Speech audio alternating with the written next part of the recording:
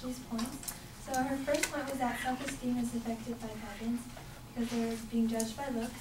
Her second point was that the underlying factors to cause her second point was that parents get hyped up on these events and like it's parents pushing the child.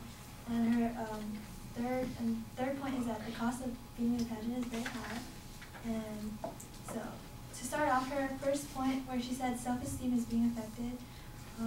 There's actually she said that pageant contestants are being judged based by their looks solely, but there's actually other things pageants look at. They look at their when you're in a pageant, you actually have to do other stuff like a talent act. You have to like speak, you have to give a speech, etc., etc. And she says that their self-esteem is being affected, but there's actually other underlying causes to cause this. It could be like with the parent, peers, etc. It's not the actual pageant itself that's causing these self-esteem problems. Her second point was that parents get hyped up on these events and that like parents really push their children to do this, but she never gives any evidence. She just says it based on her own thoughts. According to Anna Berry, a mother of Ashley Berry, a 10-year-old pageant contestant, she says, "I understand why public perspective tends to be so negative about the competitions. It's because they're little girls. But I wish the public saw more about the experience they get.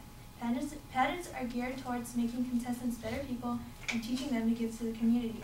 They also help with education funding by giving out scholarships. Yes, us as parents, we take pageants seriously, but as a parent, also, we know that there's still kids outside of the pageants."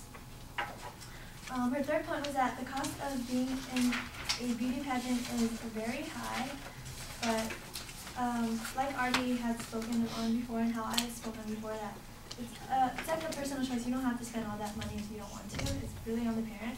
According to Michelle Healy, a writer for USA Today, she says, pageants can be expensive, but costs can be kept low by purchasing second-hand pageant clothes or even making your own.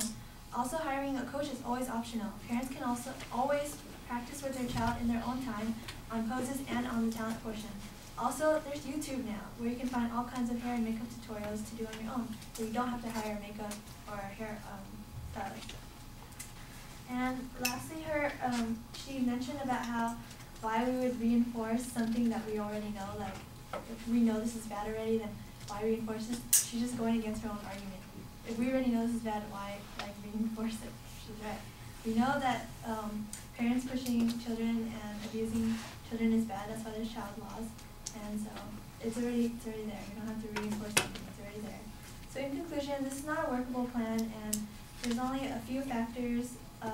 There's a lot of claims but no proof, and there's many underlying factors to cause these problems that supposedly are caused by beauty pageants. Thank you.